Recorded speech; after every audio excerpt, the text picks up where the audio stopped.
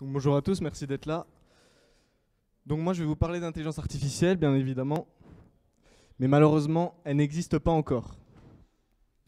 Cédric Villani, mathématicien et aussi député à l'Assemblée nationale, disait « L'intelligence artificielle, ce n'est pas intelligent ».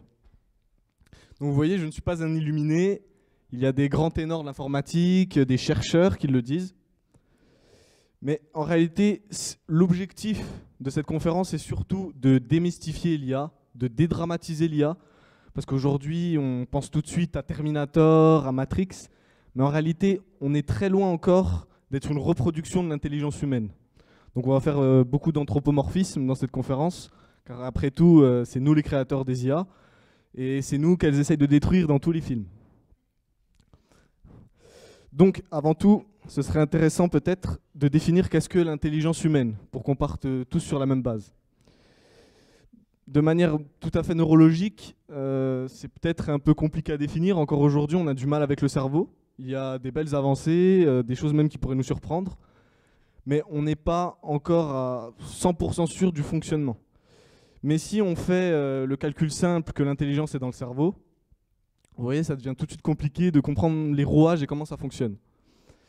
Mais si on devait définir l'intelligence en quelques notions élémentaires, un peu philosophiquement, qu'est-ce qu'on pourrait dire? L'intelligence humaine, c'est quoi?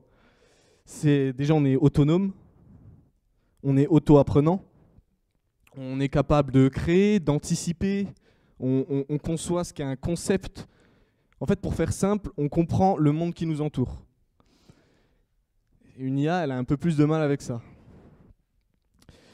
Donc ce postulat de base étant posé, on peut peut-être en venir à nos moutons et parler d'IA. Mais avant tout, là, voici quelques petits captcha Google, vous devez connaître. C'est censé être anti-robot. Et il arrive que parfois, on ait des images de cette façon, de piètre qualité. Et nous, voilà, on est capable, si on nous dit de sélectionner ici storefront, donc des enseignes de magasins, on est capable de les voir. Pourtant, j'ai jamais vu de ma vie cette enseigne de magasin. Vous voyez, nous, on est capable vraiment d'improviser même des situations qui sont tout à fait nouvelles. Alors les IA, en effet, elles ne comprennent rien. En fait, les IA, elles ne comprennent rien. Complètement. Une IA, à la base, c'est quoi? En fait, ce sont des algorithmes plus ou moins complexes pour imiter des actions humaines. Sauf que, ouais, elles les imitent, mais pas vraiment de notre façon. On va prendre un cas un peu simple. Ça va être peut-être un peu démagogue, mais c'est pour bien qu'on comprenne. Par exemple, vous êtes sur Amazon. Vous achetez 2 films, Le Parrain 1 et Le Parrain 2. On passe dans l'IA d'Amazon, il y a tout qui mouline, et là il se dit, qu'est-ce que l'IA va se dire? On va peut-être lui proposer Le Parrain 3. Voilà, en fait on est sur des mathématiques, il y a des probabilités, on fait des statistiques. Là comme ça, ça nous paraît tout à fait logique, mais en soi l'IA, elle n'a rien compris, en fait, elle ne sait pas ce que c'est qu'un film. On lui a donné des règles établies, et elle a donné un résultat. En fait, elle a traité des informations, mais au final, elle n'a rien compris. C'est bête et machinal. C'est en fait ce qu'on appelle un système expert. Système expert, en fait, c'est les IA, la plupart des IA d'aujourd'hui, elles sont cantonnées à faire une chose bien précise. Et souvent, d'ailleurs, beaucoup mieux que nous. Souvent, on peut se faire un peu laminer, elles sont beaucoup plus rapides. Mais au final, c'est bien différent. Car nous, encore une fois, on comprend. Nous, on comprend, on ne fait pas que reconnaître, on arrive à anticiper. Il n'y a pas quelqu'un qui nous a donné des règles préétablies dans notre cerveau. On doit tous aller au boulot, on doit tous aller à l'école, on doit tous aller en cours. Mais au final, si un bon matin vous voulez ne pas y aller, vous pouvez. Donc si vous dites à une IA tous les matins, tu dois te rendre à ce bureau, elle va le faire. À part s'il y a un bug, mais là, c'est pas une volonté non plus. Mais là, je peux peut-être entendre vos objections. C'est les IA qui ont battu des humains. Elles étaient bien plus intelligentes que nous. Mais en fait, pas vraiment. On va prendre par exemple le cas de Kasparov, un joueur d'échecs russe en 1997, qui s'est battu contre une IA aux échecs. C'était Deep Blue, donc c'est un gros frigo qui chauffe un peu trop, d'IBM. En fait, il n'y avait rien d'intelligent là-dedans. On a modélisé sur Deep Blue en fait, des parties d'échecs, et elle était capable de traiter 200 millions de positions de jeu en 1 seconde. Donc en effet, déjà partant de là, Kasparov, avec son petit cerveau, il avait un peu peut-être mal à suivre. Car l'IA, elle avait des milliers de parties d'échecs dans son disque dur. Elle traitait 200 millions de positions en 1 seconde. Donc il y a un moment, elle était quand même plus capable de jouer le bon coup au bon moment. Le que lui, il devait quand même un petit peu plus réfléchir, il voyait pas forcément très loin. Sauf que il y a une petite subtilité, c'est que en fait les IA, déjà c'est un système expert, elle savait que jouer aux échecs. Demandez-lui de faire un plat ou de coder, elle ne saura pas le faire. Plus récemment, il y a eu par exemple AlphaGo, si vous en avez entendu parler, qui a battu des joueurs de Go. Là, on est sur du deep learning, du machine learning, c'était quand même beaucoup plus développé. Donc on pourrait se dire, là, enfin, on a l'intelligence. Mais en fait, pas vraiment, car voici quelques chiffres. AlphaGo, juste pour jouer au Go, c'était 1500 processeurs, 300 cartes graphiques, pour une consommation de 440 kWh. Contre un joueur qui joue au Go, 20 Wh pour son cerveau. Il y a une disproportion qui est vraiment totale. Là, on le voit clairement, lui, c'est que pour jouer au Go. Donc imaginez, on devrait allier plein de systèmes experts entre eux. Un qui joue au Go, un qui joue aux échecs, un qui lit, un qui crée. Comment on va faire en termes de consommation énergétique? Donc vous voyez, on n'est pas du tout sur une reproduction de l'intelligence. On essaie d'imiter l'intelligence, on essaie d'avoir des résultats similaires, mais au final, on en est très loin. En fait, en informatique, on dit que ce n'est pas scalable, c'est-à-dire qu'en fait, il ne s'adapte pas aux mesures de la demande. Si à un moment, on doit avoir des milliers d'IA qui jouent au Go, ça va être compliqué avec cette consommation. En plus, en ce moment, il y a les problématiques énergétiques, écologiques, on en parle beaucoup, donc ça devient quand même compliqué. Et ça, c'est pareil d'ailleurs pour tout en informatique, hein, que ce soit le cloud, il y a de plus en plus de serveurs, ça consomme de plus en plus. Donc en fait, pour faire simple, la différence fondamentale qui existe entre nous et les machines, c'est que nous, pour faire des choix, on met en place des actions, on réfléchit, on conçoit, on arrive à sortir des sentiers battus. Le que les IA, elles ont beaucoup plus de mal. En fait, je vais vous donner une petite citation de Laurent Alexandre, qui est un chirurgien urologue et essayiste français, qui d'ailleurs écrit beaucoup sur les intelligences artificielles. Et il disait, nous sommes capables d'interpréter des données parcellaires, là où la machine a besoin d'informations exhaustives pour prendre une décision. En fait, tout simplement, nous, avec quelques petites informations, on arrive à en tirer des conclusions. Le que l'IA, elle en a besoin de centaines, de milliers. C'est là, on n'est clairement pas dans encore une fois, dans une imitation. Et c'est pour ça qu'elle consomme autant d'énergie, car elle doit faire beaucoup de calculs. On se fait battre des fois par les IA, mais au final, c'est vraiment pas nous. Et en plus, on dicte les informations aux IA. Donc on va parler de machine learning et de deep learning. On va faire un petit schéma de pensée-artificielle.fr qui explique bien un peu les différences. Sur une intelligence artificielle, on a en fait un algorithme qui a été écrit par un homme. Il prend des arbres de décision, il essaie de comprendre tout ça. Le machine learning, c'est un peu une sous-catégorie de l'IA. En fait, on a un algorithme, mais on va y rajouter des statistiques. Et ensuite, on a le deep learning qui est encore en dessous. Et là, on rajoute les réseaux de neurones, mais je sais qu'on en a parlé dans d'autres conférences, donc on ne va pas se concentrer là-dessus. Et là, dans ce cas-là, ce qui est intéressant, c'est de faire c'est de me montrer une petite IA de Google DeepMind, qui a fait une IA, si la vidéo veut bien se lancer, qui a fait une petite IA. En fait, l'objectif, c'est qu'il y avait un petit humanoïde et il devait apprendre tout seul en deep learning à courir, à marcher, à sauter. Il avait un parcours et il s'entraînait. Là, on est sur du deep learning, on peut se dire, mais c'est intelligent là quand même. Encore une fois, il fait comme nous. Donc déjà, on a toujours le problème de consommation énergétique. Et deux, en fait, on lui a donné une fonction objectif. On lui a dit, tu as un point A, tu vas à un point B, et tu dois y aller le plus rapidement possible, et tu dois apprendre à marcher. Et comment tu apprends à marcher? Grâce à ce genre de formules mathématiques dont on comprend strictement rien. Mais en fait, c'est de l'ajustement de paramètres. Il y a des paramètres, ils testent. Et à un moment, il se dit, bah tiens, ça marche. Sauf que si on met une autre IA qui n'était pas prévue pour, et on le laisse observer ce que fait cette IA, elle va pas savoir plus marcher, elle va devoir refaire le processus. Avec un bébé, il apprend tout seul, il peut aussi peut-être imiter, et il n'est pas fait que pour marcher d'un point A à un point B. Encore une fois, c'est très intéressant, ça va pouvoir, je sais pas, pour le jeu vidéo, ou pour faire des prothèses, peut-être, ça pourra peut-être servir, mais on est toujours loin de notre intelligence. Et on va faire un autre petit test. Donc, vous voyez, c'est ce petit animal bizarre là, c'est un axoloot. Vous voyez, ça peut être rose, ça peut être aussi d'une autre couleur, un axoloot, un autre. Maintenant, je vais vous demander ce que c'est. C'est un axoloot, ça va changer. Et en fait, le deep learning, pour reconnaître un chat, par exemple, il va avoir besoin de 100 000 images de chat. Pour un taux de réussite de 95% en plus. Au lieu que nous, on a vu 2 images d'axolot, et c'est bon, c'est fini, on s'en souvient pour toute une vie. En plus, c'est un peu étrange, donc vous allez retenir. Le bébé, c'est pareil, il a vu 2 fois un chat dans sa vie, et après c'est bon, c'est fini, il l'a retenu. Vous voyez, on arrive à concevoir, et en plus, si dans le deep learning, vous lui donnez pas des bonnes informations, des bonnes ressources, vous lui mettez que des photos de chats de jour, c'est possible que de nuit, il a un petit peu plus de mal à les reconnaître. Vous voyez, on est sur une façon totalement différente de concevoir leur intelligence. C'est très loin de la nôtre, donc on peut se demander si c'est vraiment si intelligent. Donc du coup, avec tout ça, je me suis demandé d'où vient le terme intelligence artificielle.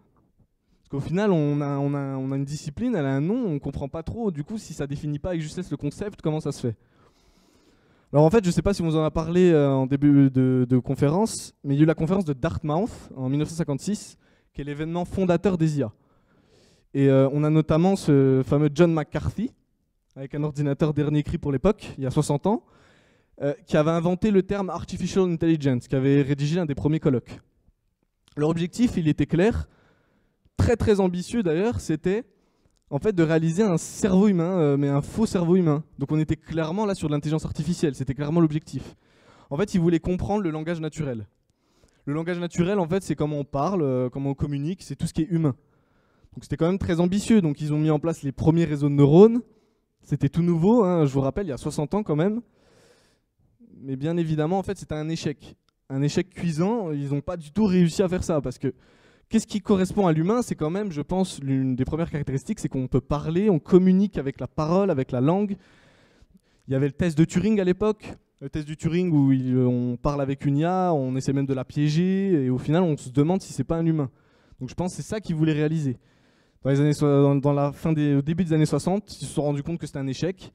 La discipline a perdu toute crédibilité, plus personne ne voulait investir. Il y a eu un hiver de l'IA. Ensuite, un peu plus tard, il y a eu un nouvel essor de l'intelligence artificielle. Ils se sont dit les réseaux de neurones c'est fini, c'est complètement nul, c'est ridicule. Donc on est passé au fameux système expert. C'était le début des systèmes experts. Sauf que c'était que des arbres de décision, des algorithmes un peu simples, il n'y avait plus de statistiques. Donc en fait ça s'est vite essoufflé, on s'est rendu compte que c'était très limité, donc on a encore arrêté, il y a eu un nouvel hiver de l'IA. Et ensuite plus tard, aujourd'hui, pourquoi on parle autant d'IA? Car en 2007, il y a eu un nouvel essor de la discipline. C'est notamment grâce à Internet. Car grâce à Internet, on a des milliers de données de photographies de chats, d'axolotes. On a sur les réseaux sociaux, on peut avoir des millions de conversations. Et aussi avec l'évolution du matériel. Donc on a pu développer quand même plus facilement des réseaux de neurones. Donc les recherches se sont intensifiées, il y a eu des découvertes, et c'est comme ça que c'est revenu.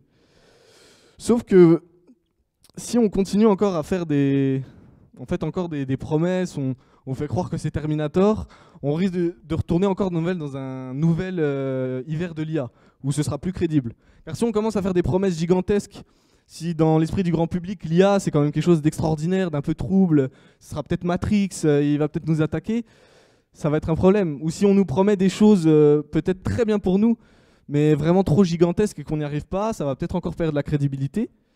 Après, heureusement, aujourd'hui, on a des belles avancées quand même. AlphaGo, je me suis un peu foutu de lui avec sa consommation, mais en réalité, ça reste une belle découverte.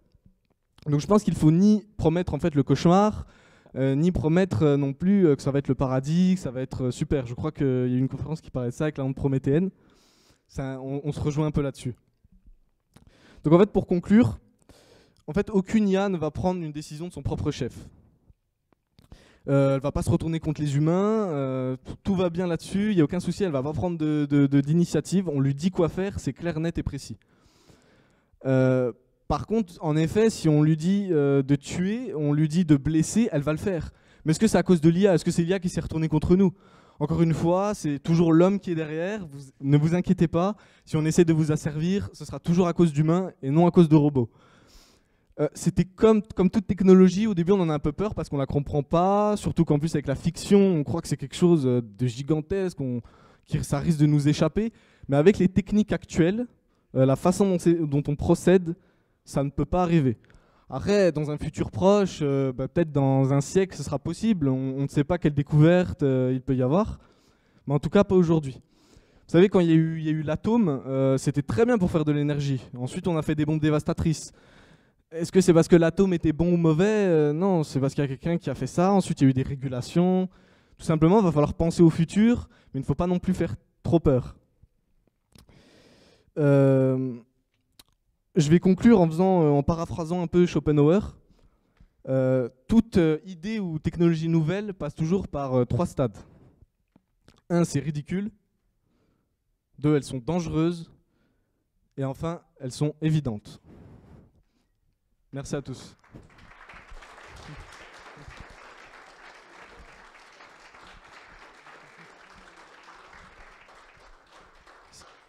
Si vous avez des questions,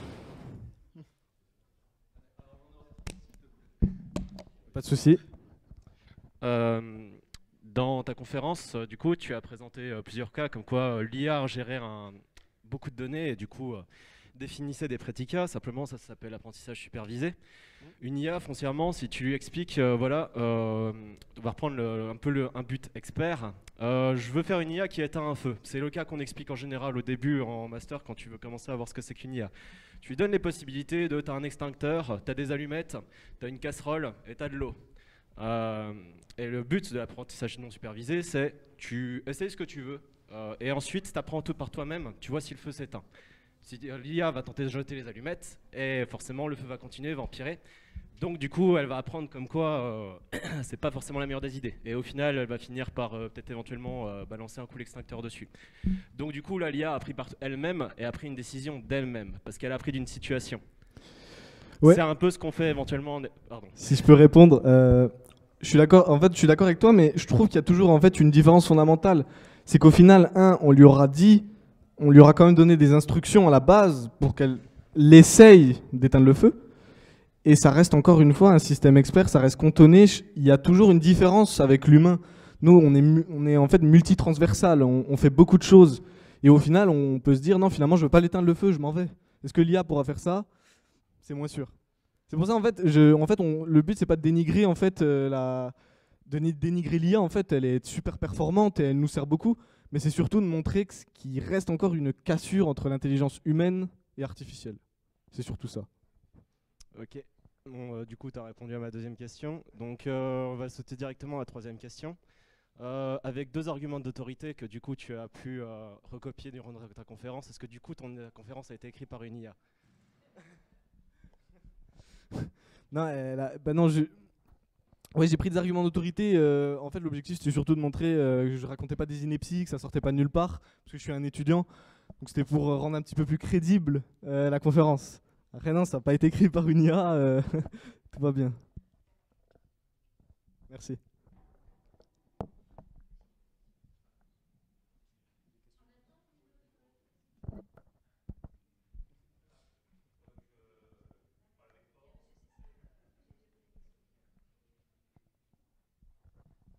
Oui.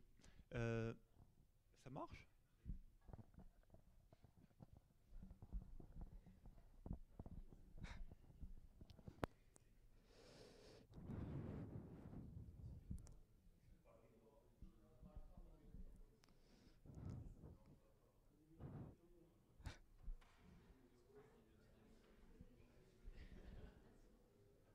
Là? Non? Non, non, non, non. Il n'est pas, Ah, ça marche. Ok, très bien. Je ne m'entends pas très bien. Oui, je voudrais juste faire une remarque à propos d'échelle de temps. On peut se dire que vous êtes le résultat d'un réseau neuronal de peut-être 200 millions d'années. Et l'intelligence artificielle, elle a juste moins de 100 ans. Et ça a quand même été vachement vite. Et ça peut aller vachement vite aussi. Voilà, donc il y a cette différence de temps, de temporalité, et se rendre compte que nous sommes forcément beaucoup plus évolués que l'IA, mais nous avons un passif très long. Voilà. Alors, ouais, en effet. Mais encore une fois, en fait, moi, j'essaie de parler à un instant T. J'essaie de parler en fait aujourd'hui, qu'il y a une différence, que dans 10 ans, cette différence, ça sera toujours peut-être autant marquée, Mais qu'en effet, peut-être que vu la rapidité des recherches, des évolutions, peut-être que oui, dans 50 ans, déjà, on aura quelque chose qui se rapprochera de nous. Mais avec les techniques actuelles, c'est peut-être un peu plus complexe. Non, c'est vrai.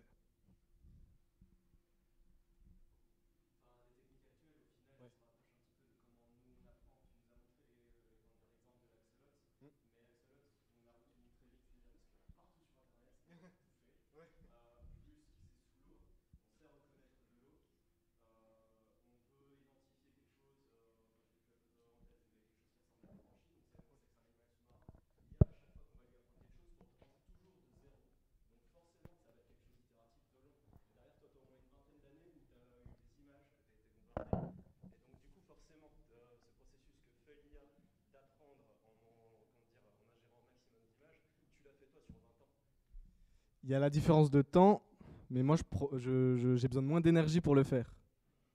C'est pas scalable aujourd'hui. C'est ce que je disais. L'argument de l'énergie, il peut être stacklé en un seul coup de bras. Tu as pris l'exemple du jeu de Go. Mais par exemple, malheureusement, pendant la conférence ici, il n'y a pas beaucoup de réseau, donc j'ai pas pu le trouver. Il y a un plugin qui est un plugin d'IDE pour Videa qui permet de faire du pair programming assisté par IA et ça consomme 100 mégaoctets.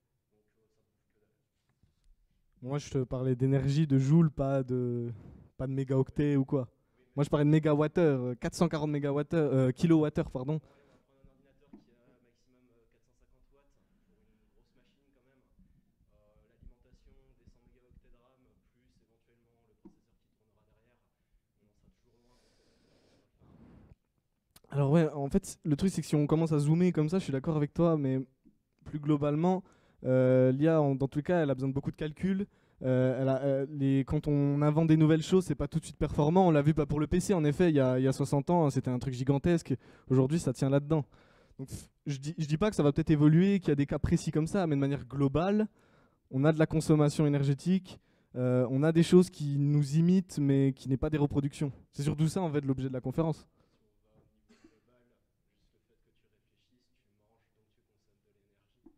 Ouais, mais toujours moins. C'est un débat sans fin de toute façon. Merci.